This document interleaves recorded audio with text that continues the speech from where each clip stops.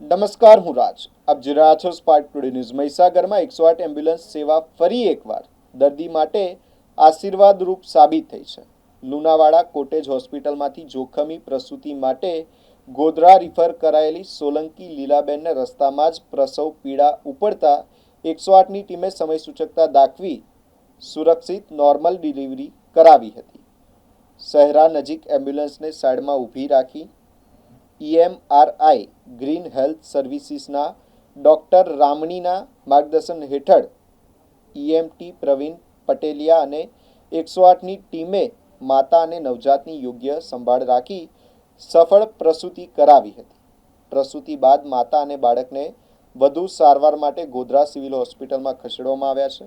108ની આ સરાહનીય કામગીરી બદલ પરિવારજનોએ સમગ્ર ટીમનો હૃદયપૂર્વક આભાર વ્યક્ત કર્યો છે.